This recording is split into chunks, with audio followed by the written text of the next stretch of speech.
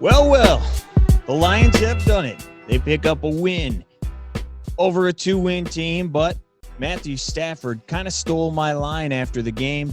You never apologize for a victory. The Lions will not do that. Matt Prater from 59 yards, walk-off winner. The Lions improved to 4-5 on the year. They beat the football team 30-27. We're going to knock this one down. We're going to have a little fun. Myself, along with Dave Youngkin, sitting right over there. Dave, just your initial thoughts. The big thing everybody's going to talk about this one.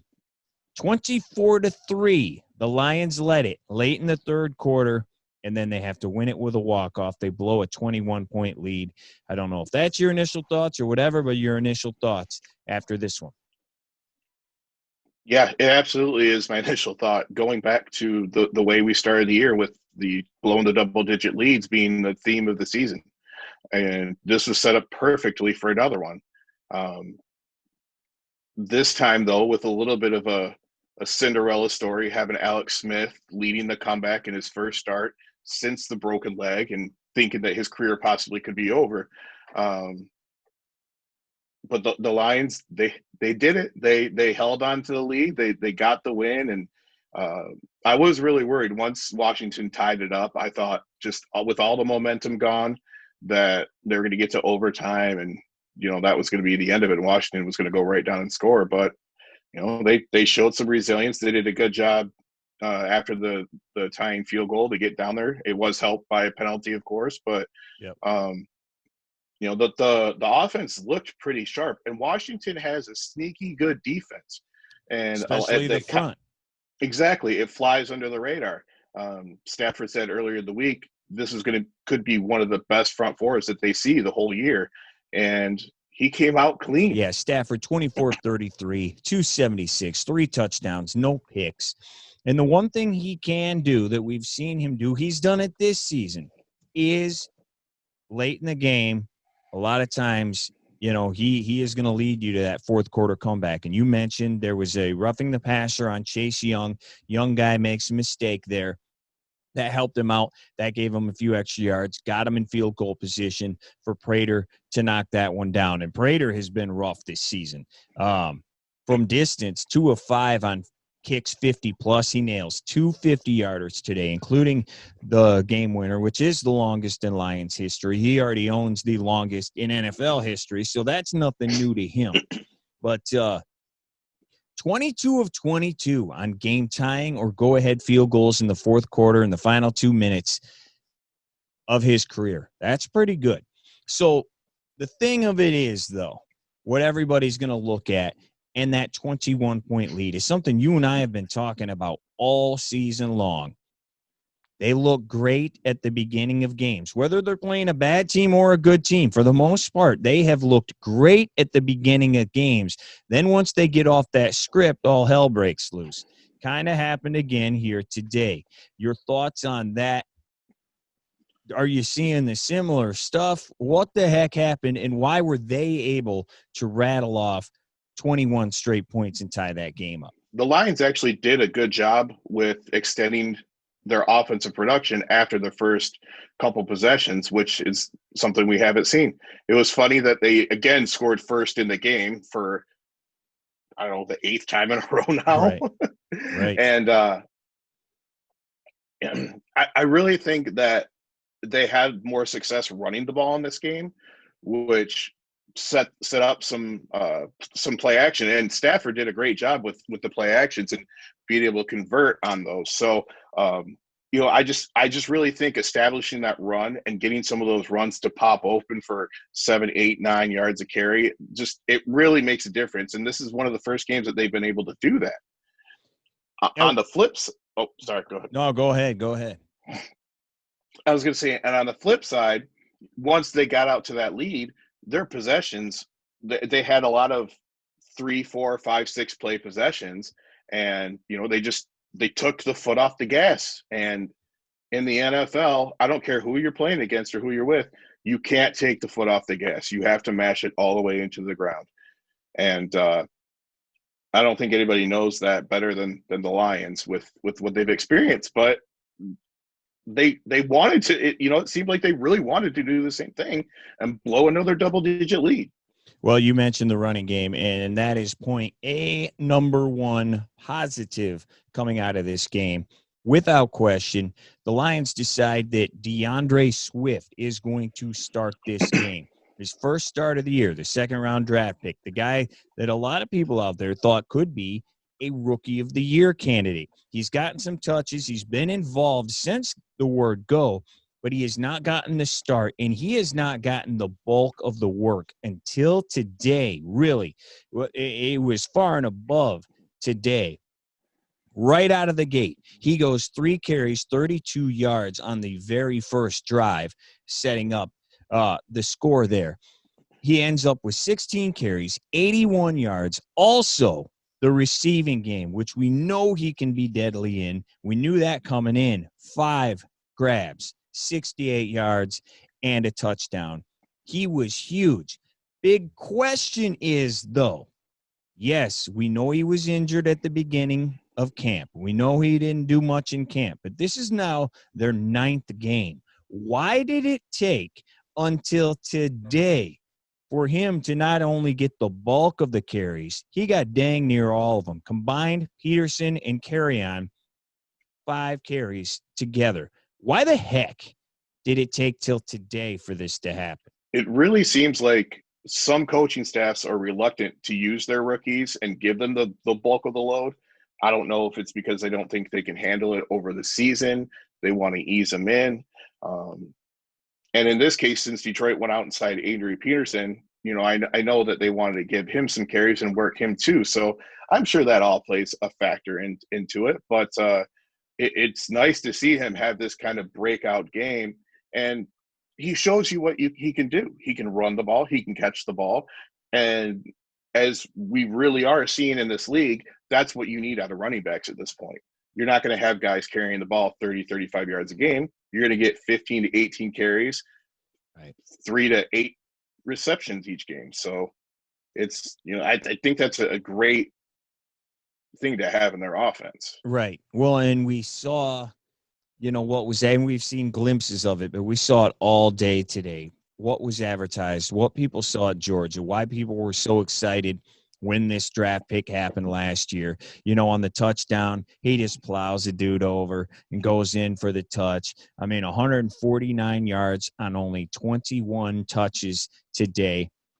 That's what everybody wants to see. And he was huge then on the second to last drive as well, picking up, I don't even know how many yards there on the second to last drive that set up the go-ahead field goal. So that was great to see. Not great to see their other second-round draft pick, Carrion, who did not carry anything. Again, 1 carry again today. I don't have a snap count on him. I wish I did. This dude just isn't even doing anything. He's not involved, man. He's not involved, and it's sad to see, but that is what it is. But yeah, you can't be upset with the run game, but when you see another second round pick not even involved, my gosh, dude, that really gets you a little bit. I'd love to be a fly on the wall and really know what's going behind those decisions to not have him involved hardly at all. Right. I haven't heard anything of him not being able to pick up pass protection or anything like that. And, that seems when he's usually on the field too, because he's had a couple catches here and there throughout the last few games. But I think he's just, it's over. He's been passed over now because he was playing decently before his injuries in previous years, I would like to know, just period, like we said from the top, why today? Why was it today that they decided, hey, we're gonna go with exclusively with the kid, with the rookie? Here's something for you, Dave. This is something I can't believe this. The Lions have scored at least 20 points in each of their first 9 games this season. It's only the 3rd time they have ever done that. With all the offenses we've had, the Scott Mitchell throwing for 4,500 yards and Barry Sanders running for 2,000 yards in a single season. 1951 and 1954. That's the only time they've ever done that. And now Holy this cow. year. Yeah, that's crazy. That is insanity. And along with that, the guy who was running the show, Matt Stafford, all he did today, we mentioned, all the comebacks that he's had. 37th game-winning drive, tied with Eli Manning, who is a guy people maybe would compare to Stafford, don't think all that great, overrated maybe to some people.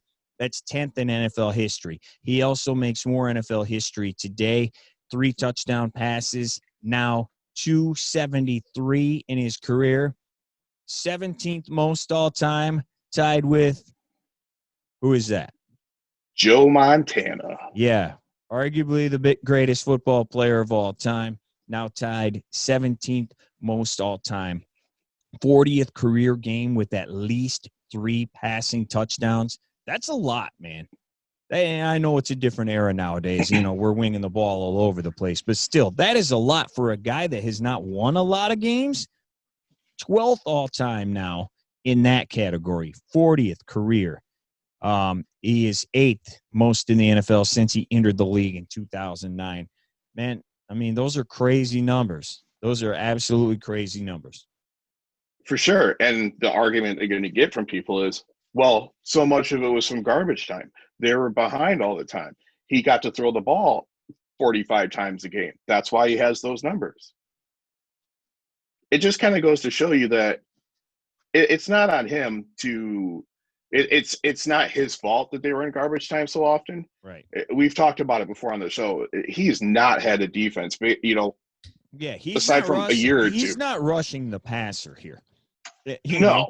He's not trading Darius Slay for, Jeff Okudah and Amani Oruwariye, That's not his fault. Right. He's got to play catch up. Exactly. You got to play catch up. And when he's been down, he's produced. I mean, the numbers that you just read off shows he's brought them back. He's led game-winning drives. So I think he gets a bad rap for the overall teams that they've had in the past and the teams that he's been on. Sure. He's had bad games too, but come on. Who hasn't?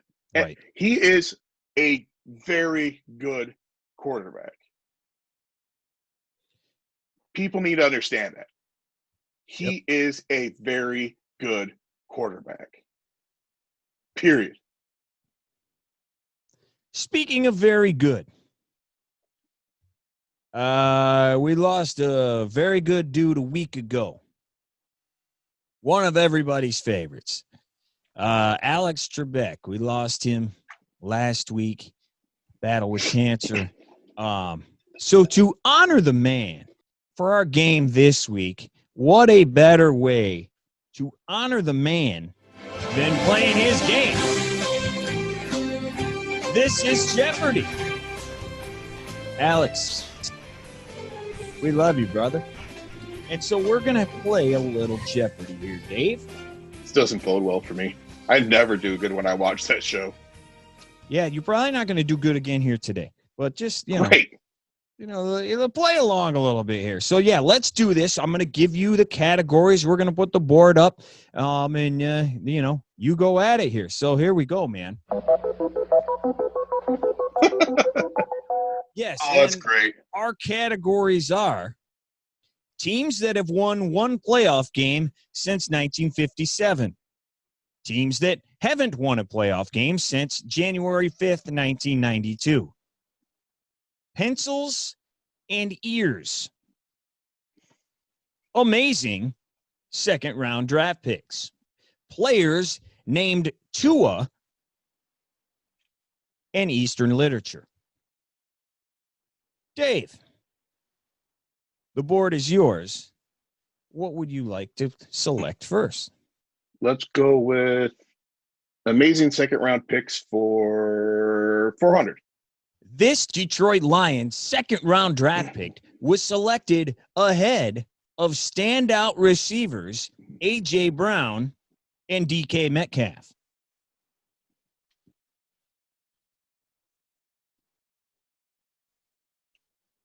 Man. Need an answer, TJ Dave. Metcalf, who is a stud. Who is Kerryon Johnson? No, that's incorrect. I'm sorry. Jelani Tavai.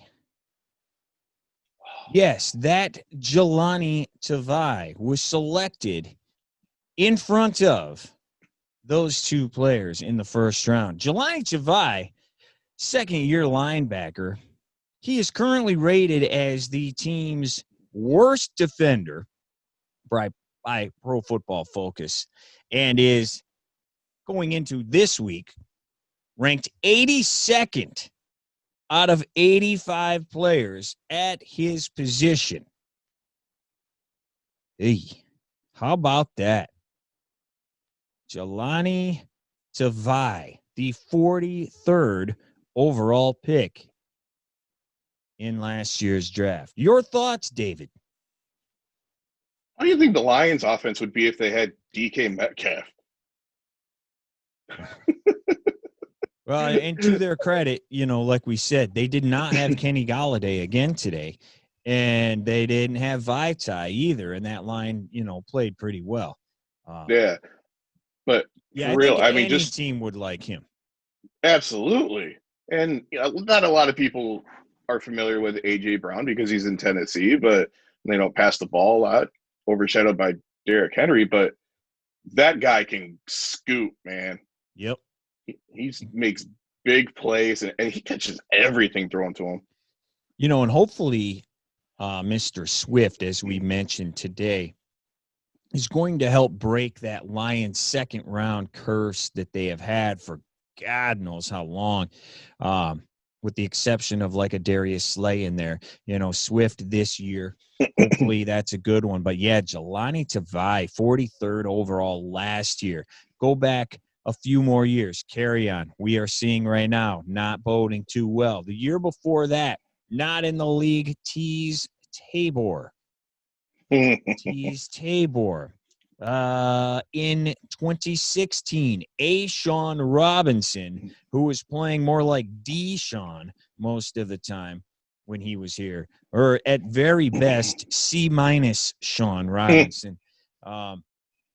2015, here's one for you. Another one from the running back factory, Amir Abdullah. How's that going? Oh, wait, he scored on you last week. Kyle Van Noy in 2014, and then here comes a wonderful one. Darius Slay in 2013. Let's speed it up. Ryan Broyles, Titus Young, he's in jail for a very long time. Louis Delmas, here's the best. Jordan Dizon in 08. Maybe that's not the best. Before that, Drew Stanton, Ikaika Alama Francis, Gerald Alexander, Daniel Bullocks, Sean Cody, Teddy Lehman, Boss Bailey, and then everybody's favorite, the guy this game was named after, Colimba Edwards, in 2002. It would take another 45 minutes to tell you all the players that were drafted immediately after those people who are going to be NFL Hall of Famers. But that is for another day, another time, and another game. Dave, so you got that wrong. Let's go. The board is still yours. Quarterback's named Tua for 800? The answer, this player was passed on by the Detroit Lions and is now 3-0 as a starting QB as a rookie. Who is Tua Tagovailoa? No, I'm afraid that is not his name. Yeah. Yes, it is. He's number one for the Dolphins. We are looking for Tua Tagovailoa. That's what I said. Tagovailoa. Yeah, how about Tua today? Now, you look at his numbers, and you're not going to sit here and go, wow, well, he's amazing. He's throwing all these. They beat the Chargers today. Chargers aren't any good, but they win 29-21. Tua, 15-25, only $169, 2 touchdowns. But here's what he's doing, man. He's taking care of the ball. His rating, 106.9. Very efficient. What do you think about that? We go back to the Jeff Okudah thing, and it's 9 games, and he didn't really get any camp, and he's learning on the fly. A lot of people we're down on that pick from day one. Looking at Tua now, the Dolphins have won 5 straight games. This is their best record through 9 games. This is amazing to me. Since 2001. This is their best record. So, did the Lions make a mistake here, Dave? Because it looks like they may have a franchise dude here. He's playing well. And it's not just him, obviously, but well, that's what I was going to say. Their defense is playing really, really well, and that's kind of been the catalyst for the wins. They've been creating turnovers, and the defense has actually been scoring. But he's looked great. Like, as far as his numbers go, you're right. They're not super impressive, but the thing is he passes the eye test. He looks fantastic on the field, and he does just a great job leading that team. And I think a lot of people were down on the move that they were making with benching Fitzpatrick, and I was one of those. But I just think the team has rallied around the quarterback, which they should do, and really stepped up for their rookie. And we didn't know what we were going to get out of him as well because of the injury history and everything like that. So, based on the way Okudah's playing, sure, you might as well pick a quarterback, right. Pick Tua. Whether he plays or not, you're going to get about the same production out of him. Right. Well, every team, every situation, everything is different. But we have seen rookies get thrown to the fire at the quarterback position, and they don't normally fare too well. And again, this is 3 games. They didn't play the greatest competition today. Who knows what's going to happen? But when you go and you look at some other rookies and you look at their stats through the years, Peyton Manning is the one that jumps out more than anything. That guy was a turnover machine. 28 picks in his first year. So, hey, power to him, man. He's playing well. He is playing very well. And it's just one of those things that, as a Lions fan, people already had their blood boiling. And then they see today that Warrior is starting instead of Okudah. Like, what are we doing here? What's going on here? Then they see Tua's 3-0.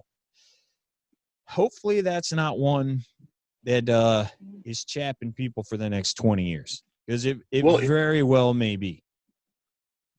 Well, okay, so I'll bring this to you. So let's say they drafted Tua.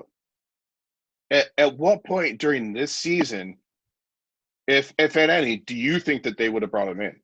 Right. Well, I mean, it would depend if Stafford's still here. It would depend if Stafford's still here. And with the Ford saying we want to contend for the playoffs, I don't think Tua would be playing. No, unless there was just absolute disaster. Maybe a game like last week, maybe he gets in. But no, if your mandate is contend for the playoffs, he's not going to play.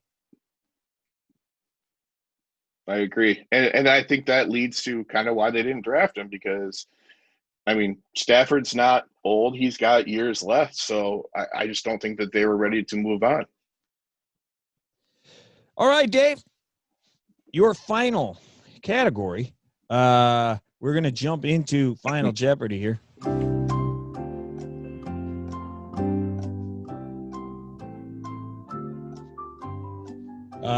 And your category is teams that have won one playoff game since January 5th, 1992. The answer: this team is somehow 4-5 on the season, and somehow just 2 games out of a playoff spot. 4-5 on the season. Well, I know it's not anybody from the NFC East because I don't think any of them are even close to being 500.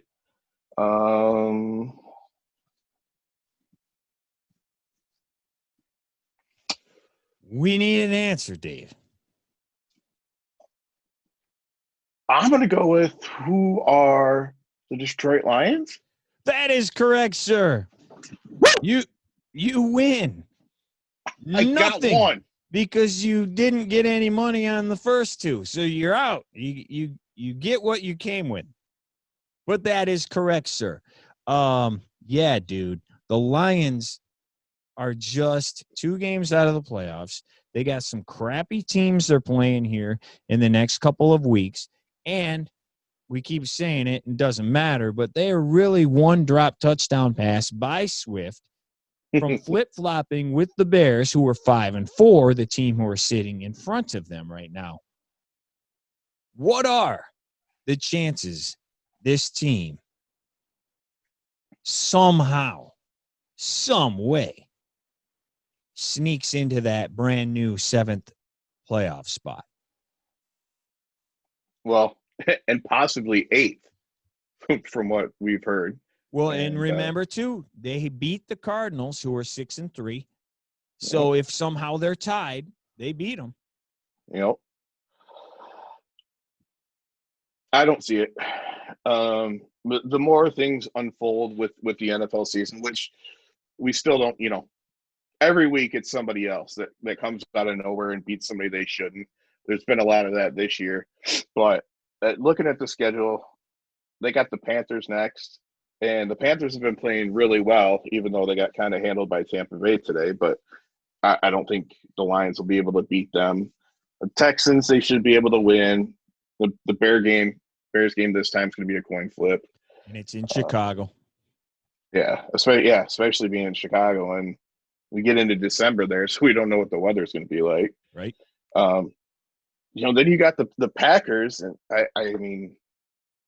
I still don't see Detroit being on their level. So it rounds out with the Titans, the Bucks, and the Vikings. The Titans have kind of flamed out a little bit after their hot start.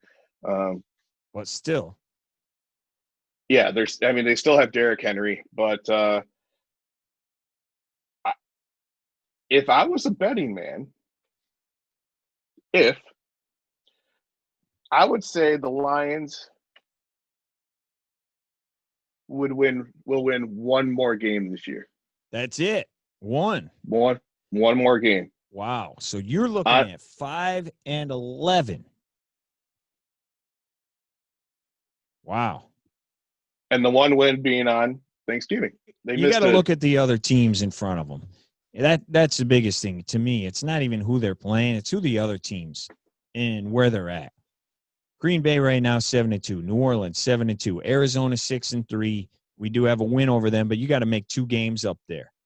They have to make 2 games up. Philly isn't the anomaly; they're 3-5.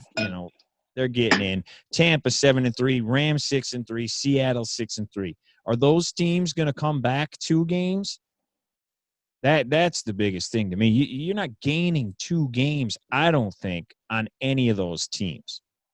Well, coming up, man, we got a big week for the Lions. It's Thanksgiving week.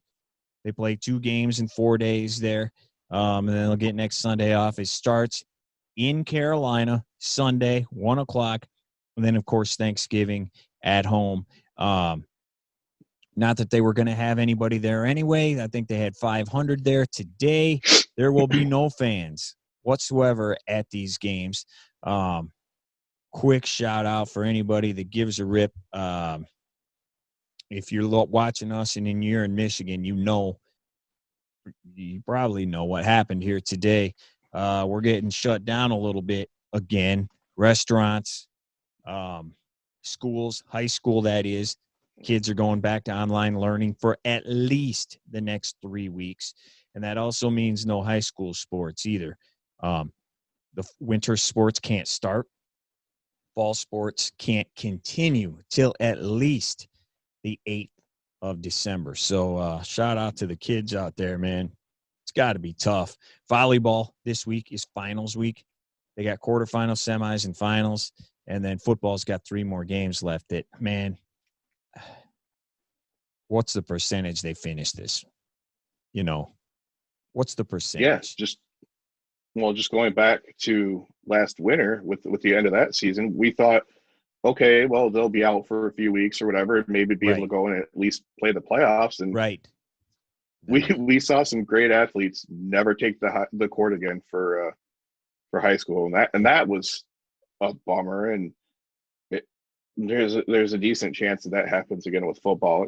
And I feel for the kids so much. I couldn't imagine having my senior year like the end. It's just stripped away. Right. But there's so many factors though in this where, okay, the earliest they can start is that week of the 8th. That means Friday night football games or whatnot would be the 11th. You have 3 more games to play from that point. 11th, 18th, then the 25th. They're not playing Christmas weekend, so that ain't happening. And then this happens every now and again, but exactly 1 week after Christmas is New Year's Day. They ain't playing that week either. So they're not going to start the week of the 7th, play the quarterfinals in the semifinals, and then take another 2 weeks off, then play the finals again. They're not going to go on another break. Maybe they will. That would be crazy if they did that, which tells me they're not going to start playing until the new year for football, that is. And then what? You're in January. They're going to play these games out in the freezing cold in January? Yeah, I don't think that's going to happen either. Then comes in, what about a lot of these teams who go deep in the playoffs obviously have better players than everybody else. A lot of those players are early enrollees into college. One being in our area, the quarterback of the Davison Cardinals is going to go to Northwestern in January. Well, what if they make the state championship and this situation that we're talking about happens? Can he play or does he have to go to school? Right. This is a disaster, man. This is, it literally is a disaster, but what's the right answer, man? What do you do? That's true. And that's exactly. It is. It's so hard because you do have to think about the health of the kids and everybody. Absolutely. And that's really what makes it so tough, is to say what is right, what's wrong, what's best. Right. And parents, people in charge don't know either because they've never done this before. Right. They already broke everybody's hearts last spring. Yeah, it's just a tough position for everybody, and I just hope that people are understanding and realize these are unprecedented times, right? And all anybody is trying to do is just figure out the best way to handle things and keep everybody safe, keep everybody healthy, and that's all that matters at this point. Right. And we didn't even mention, we mentioned the dates, but this is all happening on the holidays. Thanksgiving, the biggest travel day of the year. And they're telling us, don't meet with your family, dude. Don't do any of that. Do this, be safe, don't go. It's crazy, man. It's crazy. Yeah, it's hard. It's like for a lot of people, it's the happiest time of the year, and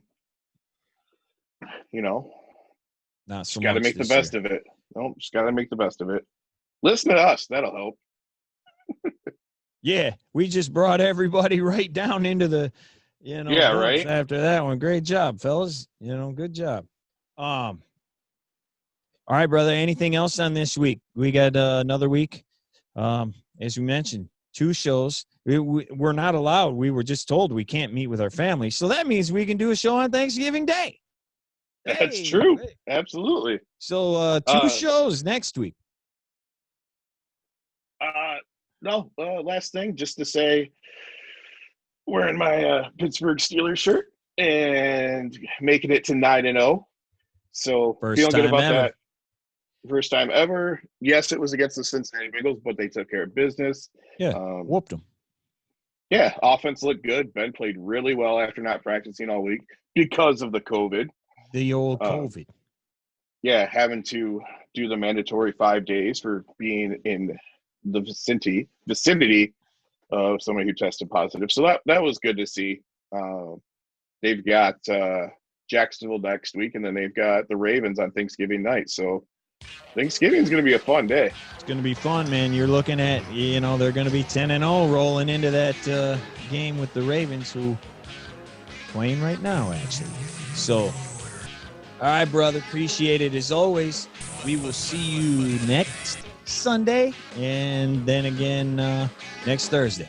Pleasure's all yours, Bucky boys.